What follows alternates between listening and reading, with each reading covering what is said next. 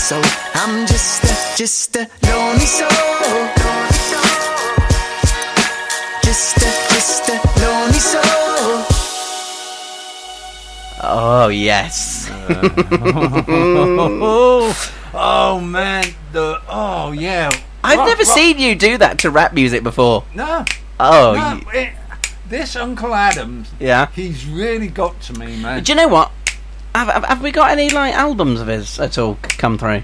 Not that I know. Oh, okay, we'll have to work on that because Yeah. I honestly, I do. I'm really enjoying what we're playing. Lonely Soul, there, Unkle Adams. He's going to be here in conversation just a couple of moments because we need to find out more about the man behind the music. Music. There ain't no mask. Just me. Well, man behind the mask. Indeed. An old euphemism. I know, yeah. So, with that in mind, I don't know what's tickled the Count's fancy, but let's go over to Unkle Adams now. And you haven't got a confession, because you said he was from America. He ain't. He's from Canada. No, all right? I do apologise most humbly for that. Yeah, indeed. He's going to have words for you in a minute. Yeah, well, I don't want to start a war. No, indeed. So with that in mind, let's go over to the lines now, and hopefully Unkle Adams is with us. Good evening. Hello, gentlemen. How are you? Hey, we're good, thanks. Gentlemen. Hello from Canada. Hello from Canada, not America, but that's okay. Cheers, man. Yeah, I do apologise for that. That was a slip up on my half there, my part. So yeah, I do apologise. But how are you keeping, man? What you been up to lately? What have I been up to lately? Well, I Yeah. can tell you it's afternoon here. It's evening for you guys. It's afternoon over here. So I'm doing my daily routine, and that's writing music about things that I feel and things that I want to change in the world. And I write music to help people with issues they're going through, and I write music about things that I've been through so that maybe people can learn a lesson without having to experience it. I travel to schools. I'm a motivational speaker. I'm always working on something. And in regards to that, because I have to admit, when we've been researching and hearing your music, I'm very fascinated to hear about the motivational speaking. So we will talk about that a little bit later on in the interview. But tell us how you first got into hip-hop music. What was it at the age of 13 that appealed to you and started your musical journey? Okay, well, I always, from a very young age, I remember bobbing my head in the back seat to songs that would play on the radio. And they weren't always rap songs. A good song is a good song no matter what the genre. So I remember developing a love for music at a young age. But when I was 13 years old, my sister's boyfriend at the time lent me a hip-hop CD, and that was Ice Cube, an Ice Cube CD. And he borrowed it, he lent it to me. And I loved it. That was my introduction to hip-hop music and the beats and the rhymes and how it made you feel. And I thought, this is so cool. And it sparked a dream inside of me where I thought, maybe I could do this one day for a living. Maybe I could be a famous rapper. And from there, I just got to work. And, here we are. And I'm doing it for a living myself. And I got fans all over the world. So I'm honored by that. And in regards to, as you say, hearing that first album and being 13... Of course, it's a time in everyone's life where it's, we're starting to rebel against our parents. We're beginning to develop our own sense of a person. Did that help bring out your rebellious side, or in regards to, at the time, typical teenager, you're using this music as an outlet for your frustrations? What I'll say about that is music can take you places through your imagination, but obviously you shouldn't do things that you hear in songs, right? Because I've listened to a lot of bad songs. I mean, I've listened to a lot of gangster rap and stuff like that, and I don't rap that way because I don't live that kind of life. But even though I did listen to some of those songs when I was younger, that doesn't mean that I was going to go out and do those type of things, right? Those people were just rapping about what they saw every day, right? And if they were walking down the street and they saw someone get shot and people were getting beat up in their area, then that's what they rapped about. So to each their own, with that, it's kind of like video games. You can't blame a video game. You can't play a violent video game and then go do something violent and then blame the video game, right? We have to be able to distinguish what's right and what's wrong, no matter what we see and hear. And, it's quite fascinating, that you say that, because when you hear music now, and, what attracted me to your music is very much raw in regards to your music. It feels behind all those lyrics, there is that emotion and there is that passion that, whatever you are rapping about, you've seen it, you've experienced it, or you have an opinion in some way, which at times, as you say, is missed it in some music. Yeah, I would definitely agree with that. I think that it's easy to just rhyme. It's easy to rhyme a bunch of complicated rhyming patterns, but what are you actually saying? You know what I mean? It's harder to, first of all, it's harder to not swear. That's how I feel. I feel like anyone can swear in a record. It's harder to make a song with 0 swears in it, and I strive to do that.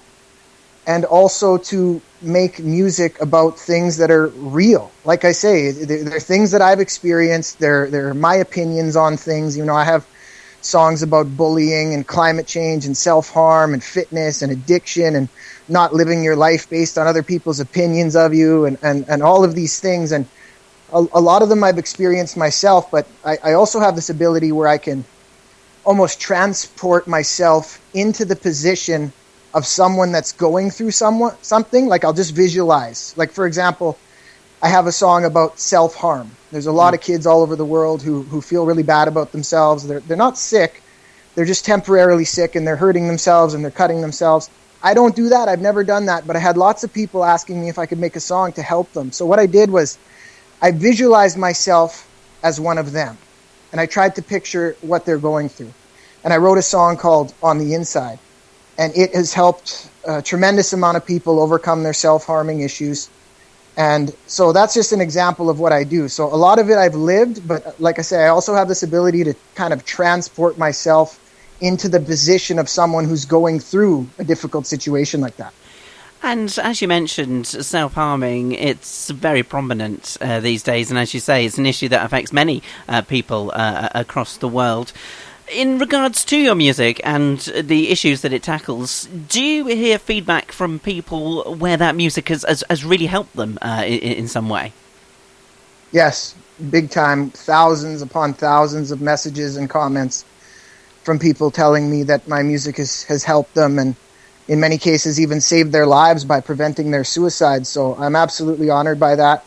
And my message would be to anybody listening that is a self-harmer, is that you're not a weirdo or a sick person and a disgusting person. You're just a little bit troubled right now, and you're going through a stage, and it's exactly that. It's a stage. It's not come to stay. It has come to pass, and you will conquer it.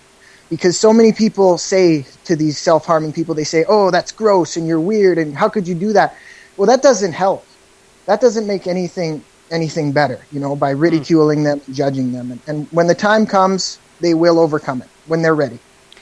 And as we say, when you are making music, taking you back to obviously when you were first creating music, you started out as a freestyle MC, and you began to have a natural knack for rhyming syllables. Tell us in regards to how you developed your style. Was it very easy for you to develop your style? Just like anything, practice and repetition. I don't think practice makes perfect, because nothing in the world is perfect. I've come to learn that, but practice makes very good. And I started out exactly as you just said, freestyling. So for people who don't know what that is, that's where you don't write it down. You just come up with rhymes off the top of your head. And I think I remember specifically the first time I ever said a rhyme. I was young, and we were in the kitchen, a bunch of my sister's friends who were about 3 years older than me. And just as a joke, I think I kind of grabbed a prop out of the kitchen or something, and I said, hey, here's a tray, I got something to say. Or it was just something cheesy like that, and everybody started laughing. And although it was really cheesy, it was the first time I ever rapped in front of anybody, right? So that led to, it started to develop, and it came to a point where when I would go to a party, everyone would be like, whoa, Uncle Adams is here. And they would all gather around in a big circle. Sometimes 50 people just surrounding me. And what they would do is they would throw words at me. So they'd say, microwave. And I'd start rapping about the microwave. And then someone else would throw another line, couch, house, all these things. And I would tell a story freestyling to the words that they were giving me. And that helped me develop my skills. And as you say, with that performance, you started off at parties performing before then going to the local clubs and bars. What was that like performing for the first time? You know, after, as you say, all your music, putting it together, were you very nervous because of this freestyling style that you have and whether people would appreciate it or understand the music? Yeah, I think there's always a bit of nerve there. Because you're stepping outside of your comfort zone and you're putting yourself out there and you're putting yourself in a position where you're being displayed in front of other people, right? So a lot of people will never even get to that stage because they limit themselves in the mind and they're too scared. But what I started to learn was every time you do that and every time you push yourself and do something that you're a little bit scared to do, that's when you grow as a person. And it's like you're harnessing the power of that event, and then you become more powerful. And every time you do one, you become a little more powerful and a little more confident. You just got to push through that. And with that confidence, is that what led from the rapping into the venture of motivational speaking? What made you do that alongside the rap music? Well, that happened when I went through a transformation in my own life. In my late teens, early 20s, I was partying a lot, drinking, smoking, eating unhealthy, hanging out with negative people, and it reflected in my life. And I was kind of in a bit of a slump, to be honest. But then I began to start exercising and get more confident about my body, and I went through a huge mental shift where I realized that I could do anything in this world and that all successful people in the world were just like me, except they never gave up. They just persisted and did it, and it wasn't something you had to be born with. So I went through this transformation in my life where my friends they say I'm like a transformer because I changed from what I used to be. Not that I was super bad, but I mean, we all go through ups and downs in life. So when I went through that change, my body changed, my mind changed, and then my music changed. Right? Because I always have rapped about how I'm living. So when I'm feeling all positive and good and inspirational, then that's going to reflect in my music, and that's going to help other people too. And in regards to that motivational speaking, as you say, you go into schools. Tell us how you got involved with schools, and how is it when you go into the schools? What is the response? And have you had any feedback from that? Because as you say, you've had that transformation. You're passionate about these issues, and you want to share that message. Tell us all about that. Sure. So in 2013, quite frankly, I was getting sick of hearing about all this tragic bullying that was going on, and I decided that I was going to write a song to help people that were being bullied. And that song that I wrote was called I Am Stronger. And we filmed the music video in my old high school, and it was a huge success, and it's played all over the world. I mean, it's played in the UK, here in Canada, in the United States, in Australia. By the way, all those places have requested for me to come. I'm still working on the UK and Australia, but yes. I've been traveling Canada and the US. It's not that easy, to just hop on a plane. I got to make sure I have about 20 schools lined up or something, but I do plan on coming there. But anyway, so I made this anti-bullying music video called I Am Stronger, and I designed it to get in the heads of people being bullied and to show them, like, hey, I know all these people are saying negative stuff about you, but listen to what I'm saying, okay? You are stronger, you are smarter, and I want to build you up. And it did that. It did that on a global scale. So it led to, and I'm not kidding, thousands of messages, emails, tweets, Facebook, everything. And it was teachers and students and parents asking me to come to their schools. This came about, what's so cool about my school presentations is that it came about like for the people. The people asked, and they started asking me to come. And I at first I said, like, no thanks, that's really nice of you, but no thanks, I just do the rap thing and it's all good. But they kept coming, like, I'm talking thousands of requests. So I said to myself, and the teachers would say things like, oh, you're finally someone the kids will listen to, you're cool and you're hip and they'll respect you and blah, blah, blah. So I said to myself, why can't I go talk to these kids and be a role model for them? So I went out, I got some presentation gear. It's like a movie, honestly, like my life is like a movie. I got a laptop computer and a projector. And I put together a presentation that I felt would change the minds of the bullies and empower those being bullied and all these things, and did a lot of research on it. And I started traveling to schools. And I remember the first time I did one, and then, of course, I do this presentation, I interact with the audience, because I remember what it was like being in school, and it's boring. Most speakers are boring. No offense to speakers listening to this, but most of them are boring. So the first thing I do is I grab the mic and I say, "Hello!" and I yell at them, and their ears perk up, and they know right away that this is not your average presentation. This is going to be different. And it's like a talk show. I walk around, and I'm asking them questions, and I'm giving them prizes, and I'm interacting with them, and then it's about 45 minutes long, and then at the end I perform I Am Stronger live. And then, wow, they just love that. And the first time I did this, which was in, I think, late 2013, about 3 years ago, the kids lined up like you wouldn't believe, like hundreds of kids lined up to meet me. And I was like, they want to meet me that bad, I guess? And they wanted me to start autographing stuff for them. Oh my gosh. Like, I'm signing books and shoes and hats and like Tommy Hilfiger coats and Nike hats and stuff. And at first I was like, "Are you sure?" And they're like, "Oh yes, please just sign it," because I'm writing on like this $300 jacket, right? Yeah. So, I'll never forget that, the feeling it gave me, and that I could make a difference in their lives. So that's kind of how it all came about. And now I just went to New York City. I was in West Virginia. I travel my country, and there's a lot of schools out there. There's a lot of people to reach. So I'm going to carry on with this mission and keep making a positive impact on Earth. And in regards to that positive impact, I know you're doing motivational speaking with the schools and it's branching out. Would you ever consider doing that for adults as well? Yes, definitely.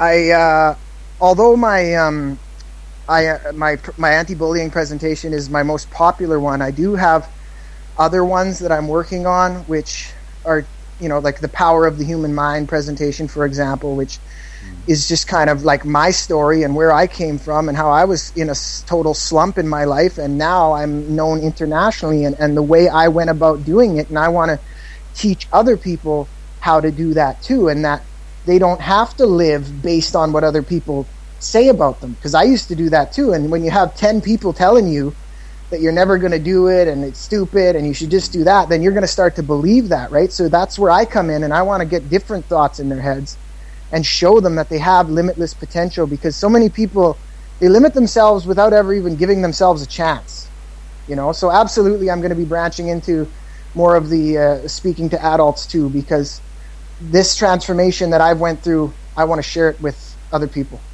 And in regards to motivational talks, I mean, we've talked about bullying and self-harm in the interview. However, before, in regards to that, how do you choose the topics? I mean, I appreciate, as you say, some of it is through personal experience with rapping and the motivational talks. But if you see things in the world that's not quite happy, how do you begin compiling either motivational speeches in regards to the topic or a rap about that issue? Well, I don't do a motivational speaking engagement first off, even when I do an anti-bullying presentation, I throw little other things in there, like general life advice, Not everything is totally about bullying. I do throw other little bits in there. But as far as that, it's obviously I don't have a presentation for every song, because I'd have about 40 presentations, right? So I have what I would call probably awareness songs, and those are the ones that I make because I see these problems in the world, and instead of talking about it, I put it into the form of a rap song with a cool video, and then it's like people listen to it and respond to it way better.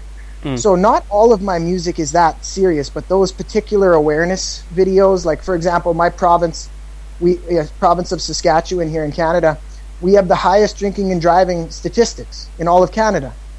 The most people die here. So I don't like that. So I wrote a song called Put the Keys Down to help prevent that, and made a video with it and worked in cooperation with the police department in my home city of Regina. So I kind of target the speaking roughly, I guess you could say I target the speaking on the awareness videos, although I do have other little bits of just general advice of things that I've learned during my time on Earth. And when you're compiling the awareness videos as well as your music videos, tell us a little bit in regards to that process. Is it something that takes you months to comprise and actually record at the end? Not really, because this is my full-time job. I don't work some other job and then do this at the end of the day. This is my job. And about 3 years ago, I took that leap of faith and I quit my job. So I'm able to put 8, 10, 12-hour days in just on my music. And I do it all from start to finish. I work with producers all over the world. I find my instrumental. Then I write my song. Then I record my song in a studio here in my province in Moose Jaw called Nebulous Entertainment. Great studio. And then from there, I'll pick which ones. I mean, I wish I could do a music video for every song, but I pick the ones that I want to do videos for. And then I begin to write the video script. I'm the writer, the director, everything's done independently. And a lot of people watch my videos and they say, wow, like you wrote that script and you did that all. But that's how the industry has changed, where people can do that stuff independently. Cameras are good enough now. So I write my own video scripts, and then I talk to my video guy, and I kind of I give him a rundown on what I want, and then we film a rough version, and then he gets me a rough copy of it. And then I go through and we probably make about 6 different versions until it's tweaked the way that I exactly want the vision of the video to go with the song that I wrote. So that's probably a perk that I have over other artists, where if you're part of a big label or something and they're paying for your video, chances are you don't have much say in that stuff, right? Like they'll get a director and they do it all. Whereas me, what you see is what I wrote and what I made from start to finish. Every word, every bit that was filmed, that was all thought out in my mind, and I wanted it to be a certain way to tell the story. And in regards to telling a story, you said obviously earlier that all your music and motivational speeches on personal experiences. Have you ever considered either putting it into a book format or putting it into tiny visual motivational videos, or is that something that you're not too keen on putting? No, I'm definitely keen on that. I like to do as many things as I possibly can, because I'm not just a rapper. I'm a speaker, I'm like a director, I'm a writer, I'm these other things. The way I see it is the more things you can do, the better, right? So furthermore to your suggestion about the little mini clip motivational videos, I already do that on my YouTube channel. At least once a week I'll put a video on there, and it might just be, it'll be about a different topic. It might be a 2-minute video about persistence or dedication and things that you have to do, and I put those on my YouTube channel at youtube.com/Unkle Adams with a K if people want to. I spell Unkle with a K instead of a C, so UNKLEADAMS. If you want to check me out on YouTube, I have lots of videos like that. As far as the book thing, definitely I want to write a book. I'm pretty ambitious. There's a lot of things that I want to do. So yeah, those things that you suggested, definitely.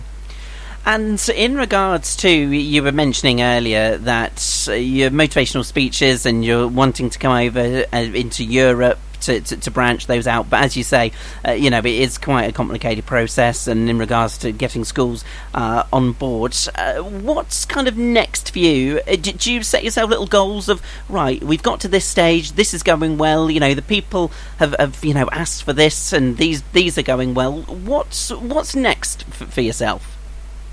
Well, I have a lot of goals. I want to make a movie about this inspiring story that I've just told you over the phone, about how I made the song about bullying and it led to school presentations and it saved lives. I want to make a movie about that. I want to get my songs placed into movies. I want a gold record. I want to get a platinum record. I want to continue to develop my own company, which is the Unkle Adams Entertainment Group, and have all other sorts of speakers and artists underneath the Unkle Adams Entertainment Group. I want to get into books, as you said. I'll continue on with speaking engagements and become a keynote speaker on certain subjects. And the sky's the limit. There's just so much. Like, if you could see my office, I'm almost like a bit of a mad scientist, because my walls are covered in notes and things I want to do, and pictures of things that I've done to help visualize what I'm doing. I have a massive wall. I have a 12-foot wall in here, which has a huge world map, and it's covered in stickers indicating different achievements. Like they play my video in the schools in Australia, so I'm looking at it right now, and there's tons of stickers there. And when we're done on the phone today, I'll put a sticker in the UK. Yay! Hey, Rossy. What I do is I think that's important, because if you're having a bad day or something, you can come in. I can come in here and I could look at this map and I can say, "Wow, look at all I've done." Okay, it's time to keep going, and that's part of the visualization process. And how do you feel about your music and your videos going international and being known internationally? I love it, because that is the mission. It's not an accident that that's happening. I'm planning to do it. I want to do it. I want to impact people's lives. I want to show them that they can do whatever their dreams are too. The odd day I'll sit back and I'll say, "Wow, that's surreal." It's kind of crazy. Like even right now, I'm talking to you in the United Kingdom for music that I've made, and it just goes to show you, like, I've always felt like I was supposed to do this, even though at times it was so hard, and people I used to work with would laugh at me and say, "Oh, you'll never be a rapper," and whatever, all kinds of controversy and adversity. But I stuck to my guns, and I continued to follow what I felt in my heart I was supposed to do, and now it's paying off. And I want other people to know that too, that deep inside us all, there's something that we're supposed to do, and we must have the courage to pursue that and bring that into the world, because those gifts in your mind, those will benefit other people in the world. And as you say, with so much negativity as well, it is nice to hear the other side, because, as you say, there are many people suffering, but at times they are just suffering in silence. As you say, there's people just being negative with quips, but actually, they're suffering from something deep down, and that comment does affect them in some way. Yeah, it does, and you have to build a bit of a resiliency to that, as hard as it is. And I know that's really hard when you're young. It took me years to develop that, but you have to realize that, okay, somebody said something nasty to me, but I don't know that person. Chances are it might just be someone random on the internet, so I don't value their opinion. And furthermore, that's not really my business what they say, because I don't live in their minds. I don't control their thoughts. They said that, They said that, not me. And what they say doesn't control me. My thoughts control me, right? Someone could say, "You're a purple rhinoceros," or something. They could say that to me 10 times. Does that mean I'm a purple rhinoceros? No. That's just something that someone else said. So no matter what, when all that noise is coming in and all that negativity is coming in, you just got to stay focused on your goal, and know that you're not alone. Everybody gets that. Everybody has doubters and haters and negative people.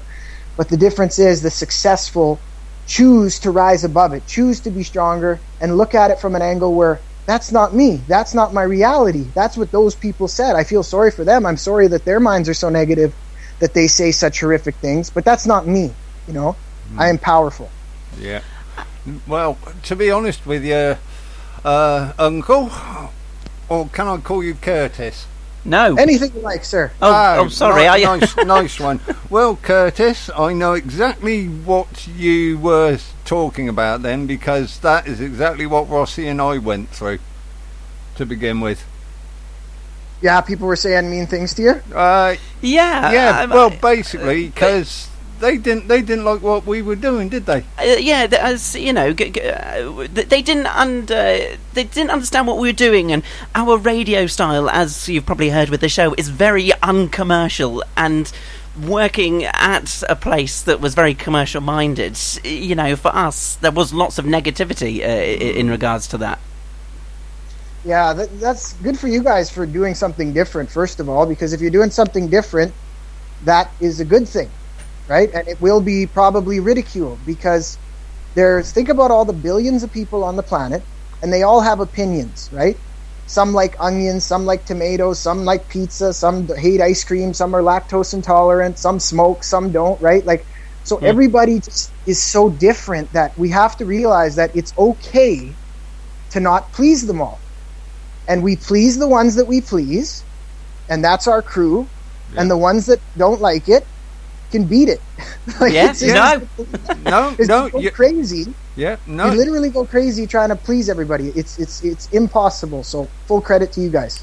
And it's actually that's how we ended up here. Actually, we left that other place behind, and as you say, behind it, and very much in a way that echoes your story, just by playing new music and being passionate about the music, over the 2 years that we have been here at this station, it's gone from strength to strength, and as you say, with the journey, that is very much the exciting bit when you are riding on that positivity of, actually, for the first time, people are enjoying me talking rubbish and playing good music,